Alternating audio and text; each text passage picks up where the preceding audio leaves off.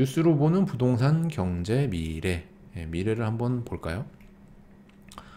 우리 채팅장에서도 얘기하셨지만 예기치 못한 미국 고용 쇼크, 연준 긴축 고민 커지나 해가지고 9월 비농업 신규 고용 19.4만 명 증가 예상이 하회했대요.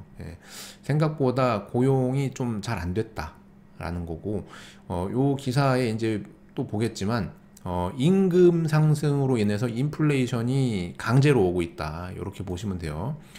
이번 고용 쇼크는 델타 변이 확산의 여파가 크다는 방증. 델타 변이가 퍼지면서 여행 등 수요가 다시 줄고, 여행 등 다시 줄고 있는데 이거 위드 코로나라고 해가지고 이제 풀려고 하죠.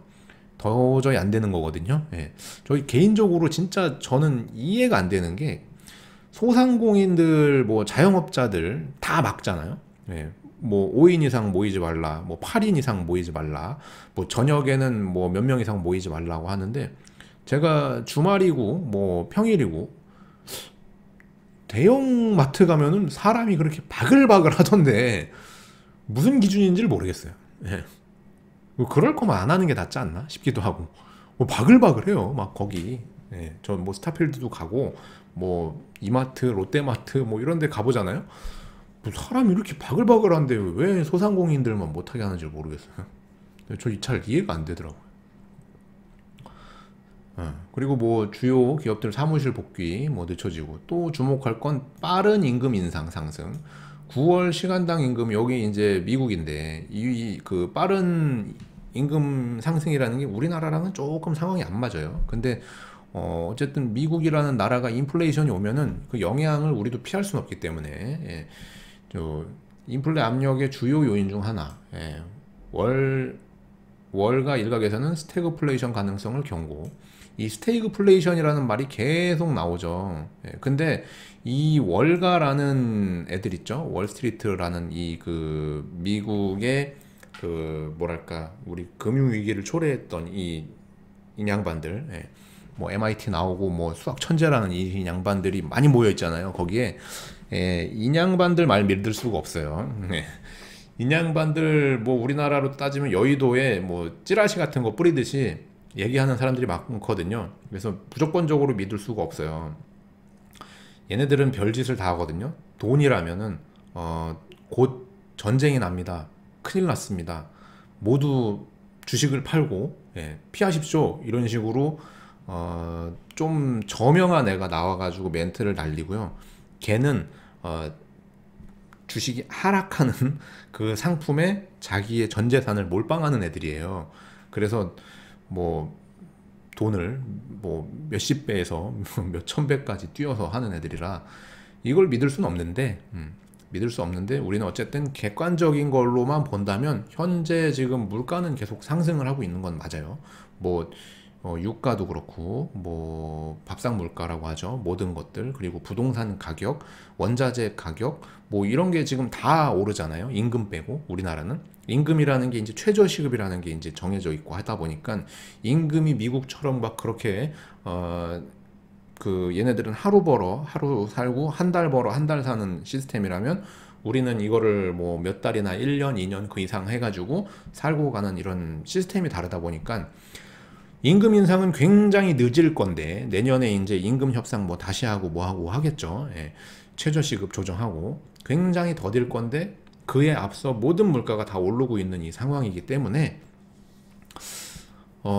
스태그플레이션이 올 수는 있겠죠. 그리고 고용이라는 것도 어느 정도 중요하잖아요. 스태그플레이션이라는 게 오려면 물가는 상승, 그러니까 인플레이션은 발생하는데 오히려 그 고용이 추락하면서 실질 경제는 망가지는 이런 상태로 가야 되니까 돈의 가치가 무지하게 떨어지면서 실업자가 많이 나오는 이런 상태.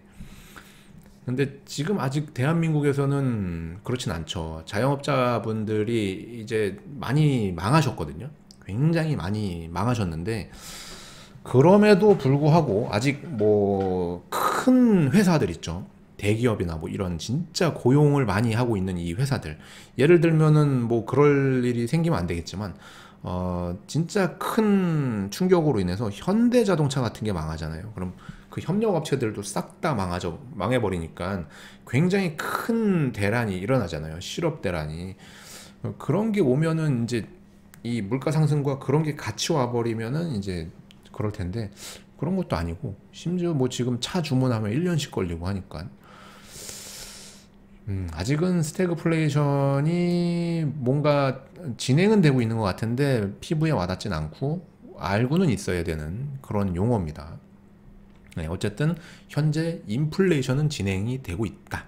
여기에서 만약에라도 실물 경기에서 뭔가 고용이라든가 여러 가지 요인들이 악화되는 거를 지켜봐야 되는 거죠.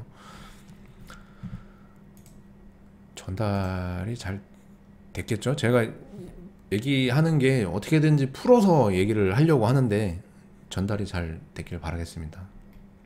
자, 인플레 장기화 경고의 신흥국 식탁 물가 비명, 식탁 물가. 물가 상승 예상보다 길어지고 중앙은행이 조기 금리 인상 검토하고 있고 ECB도 내년까지 높은 수준이고 공급망 쇼크 에너지 대란되고 올 신흥국 물가가 6.8% 상승 전망. 물가가 상승하는 거예요. 그리고 선진국 긴축으로 경제 충격이 우려되고 요것만 봐도 심각하다라는 건 알 수 있습니다. 현재 상태가 심각하다. 내년도 심각하다. 왜냐면은 지금 위드 코로나를 그냥 백신 접종만 믿고서 일단은 안 되겠으니까 풀자라는 식인데 그러다가 이게 코로나 파동이라고 하죠. 델타 변이 같은 게 또 한 번 변이가 돼가지고 새로운 게 나오면은 또 멈출 수밖에 없는 구조잖아요. 아무리 예방 접종을 해도 돌파 감염이라는 게 지금 일어나고 있으니까 뭐 먹는 치료제니 뭐니 이런 게 나오고 있겠지만 뭐 제약회사 빼고 지금 돈 버는 회사들도 또 있겠지만 제약회사가 돈 제일 많이 벌고 있고 그러면은 이게 지금 만약에라도 경제를 확 풀었는데 그런 사태가 또 벌어지면 6개월 만에 막 10,000명씩 나오면 어떡하지 이제? 막 이런 거 있잖아요. 우리 지금 일상이 뭐 1,000명, 2,000명 나오는 건 이제 일상이잖아요. 예전에는 몇십 명, 몇백 명 나오다가 지금은 코로나가 뭐 1,000명 이상, 평택에서도 맨날 몇십 명씩 나오잖아요. 1,000명 이상 나오던 게 나중에 막 5,000명, 10,000명 이렇게 나오면 어떡할 거지? 그래서 이 코로나가 뭐 감기처럼 계속 같이 간다라고 하시는 분들 코로나가 안 걸려 보셔서 얘기를 하시는 것 같은데 코로나가 걸리셨던 분들은 이게 뭐랄까요 치료제가 없잖아요. 그냥 면역력으로 이겨내야 되는 거라 항생제를 무지막지하게 집어넣으니까 뭐 미각이나 후각이나 이런 걸 잃어버리잖아요. 어쨌든 저쨌든 코로나가 종식이 되지 않을 거라면은 사실상 코로나랑 함께 간다라고 했을 때 저는 조금 겁이 납니다. 겁이 나요. 아무리 예방접종을 하고 나중에 이제 부스터샷을 맞고 해도 어차피 못 막는 거거든요. 코로나는. 덜 내가 아프려고 맞는 겁니다. 이거는 진짜로.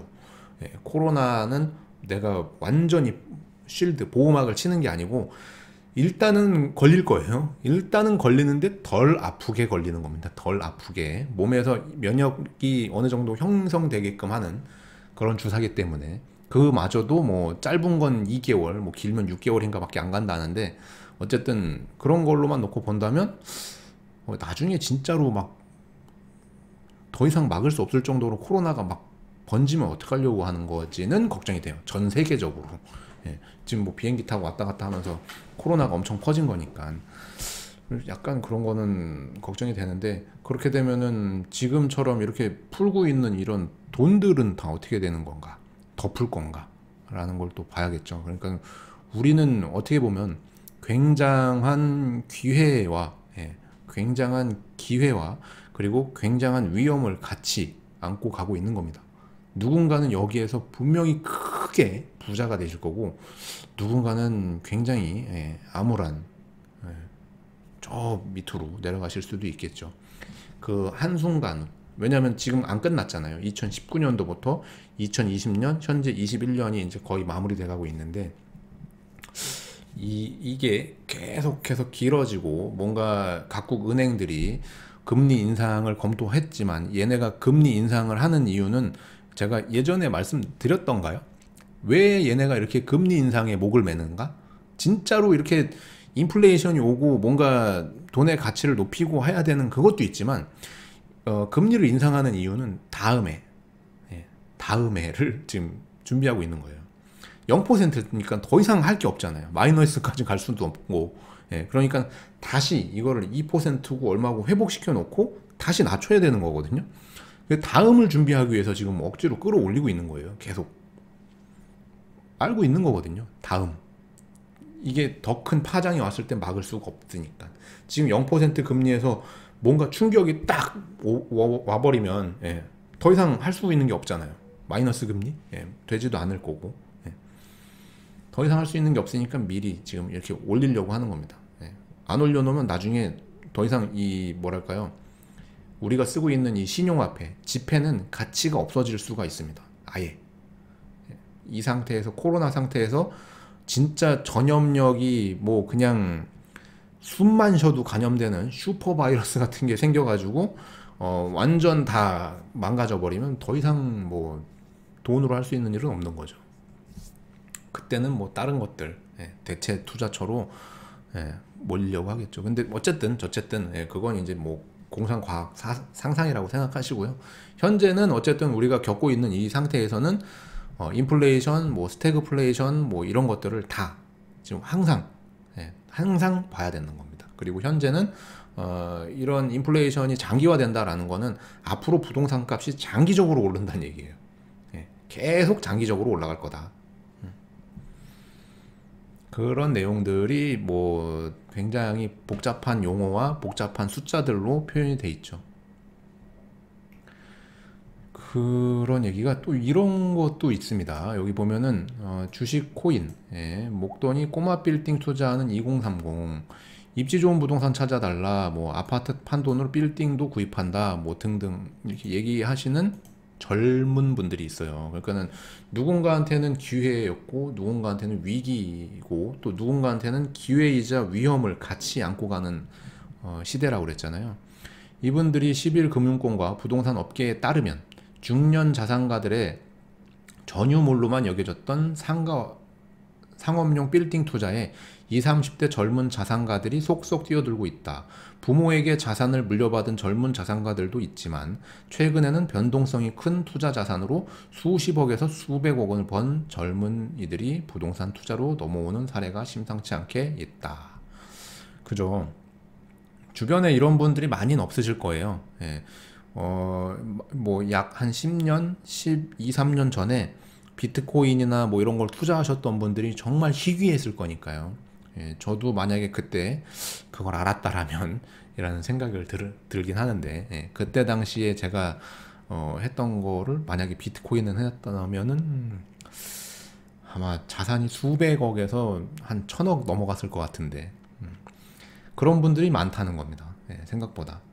그리고 뭐 제 주변에도 비트코인 투자하시는 분들이 꽤 있고요. 정말 꽤 있고요. 뭐 금 투자는 이제 좀 연세가 있으신 분들이 했다가 뭐 안 했다가, 달러도 뭐 했다가 안 했다가 뭐 이렇게 하시는 건데, 젊으신 분들은 이게 아무래도 생각이 빨라서 그랬던 건지 몰라도 미리 하셨던 분들이 꽤 많더라고요. 그냥 그런 분들이 꽤 있어요. 생각보다 있습니다.